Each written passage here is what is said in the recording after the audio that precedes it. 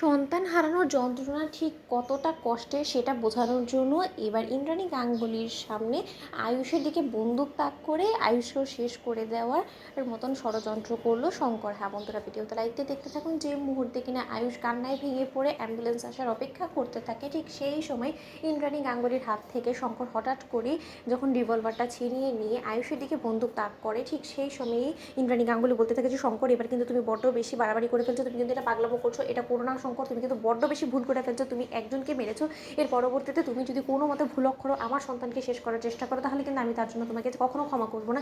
শঙ্কর তুমি বাড়াবাড়ি করো না, আমি তোমাকে থামতে বলছি শঙ্কর। ঠিক সেই সময় ঈশান বলতে থাকে শঙ্কর কাকা, তুমি একটু শান্ত হও, তুমি এরকম পাগলামো কেন করছো বলো তো। ঠিক সেই সময় শঙ্কর যখন বলতে থাকে না না না কর্তা মা, আপনি কি মনে করেছেন বলুন তো যে আমি নিঃসন্তান এবং তার থেকেও বড় কথা আমার সন্তানকে আমি নিজ হাতে মেরে ফেলেছি? আপনি কি মনে করছেন এই সমস্ত কিছুর মধ্যেই আয়ুষ বাবার কোনো দায় নেই? আয়ুষ বাবা সম্পূর্ণরূপে নির্দোষ এবং দায় এড়িয়ে গিয়ে আয়ুষ বাবা দিব্যি নতুন করে নিজের জীবন গুছিয়ে নেবে, নতুন করে নিজের জীবনে অন্য কাউকে জায়গা দেবে এবং আমার মেয়ে পৃথিবী থেকে চলে গেছে সেই সমস্ত কিছু আমি মুখ বুঝে মেনে নেব এতটাও সহজ না। ভালোবেসেছে যখন তাহলে পরস্পরকে সমানভাবেই ভালোবেসেছে এবং যতটা দায় আমার মেয়ের ঠিক ততটা দায় আয়ুষ বাবারও। তাই আয়ুষ বাবাকে মেরে ফেলে আপনার চোখের সামনে আপনাকেও সেই একই যন্ত্রণা আমি দিতে চাই যে যন্ত্রণার মধ্যে দিয়ে আমি যাচ্ছি।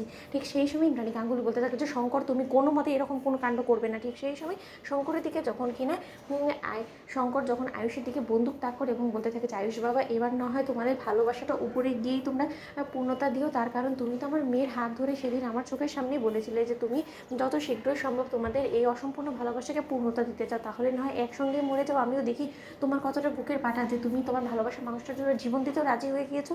ঠিক সেই সময় আয়ুষ যখন নিজে ভালোবাসার প্রমাণ দিতে গিয়ে বলতে থাকে তুমি আমার ভালোবাসার প্রমাণ চাও তো শঙ্কর কাকা, আমি ভয় পাই না, আমি কাপুরুষ নয় এবং আমি বুক চিরে তোমাকে দিচ্ছি, আমি চাই যে তুমি আমাকে গুলি করো যাতে করে কিনা আমি কুসুমের সঙ্গে একসঙ্গে এই পৃথিবী ছেড়ে চলে গিয়ে আমরা যাতে পরপারে অন্তত ভালো থাকি। কারণ এই পৃথিবীতে তোমরা যখন আমাদের সম্পর্কটাকে মেনে নেবেই না, তাহলে বরঞ্চ পরপারে গিয়েই না হয় আমরা ভালো থাকি।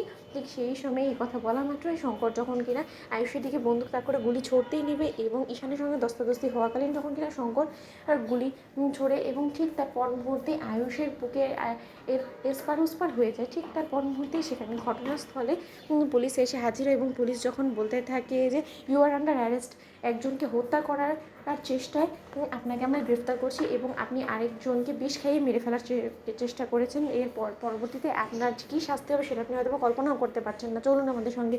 ঠিক সেই মুহূর্তে ইন্দ্রাণী গাঙ্গুলি বলতে থাকে যে শঙ্কর তুমি যেটা করেছো সেটা রীতিমতো অপরাধ এবং এই অপরাধে কোনো ক্ষমা হয় না এবং তুমি যাতে সর্বোচ্চ শাস্তি পাও সেই জিনিসটা আমি ইনশিওর করবো, কিন্তু তুমি কোনো মতেই তোমার শাস্তির হাত থেকে যাতে না বাঁচতে পারো সেই ব্যবস্থা আমি করবো। তো বন্ধুরা লাইক শেয়ার করে সাবস্ক্রাইব করো।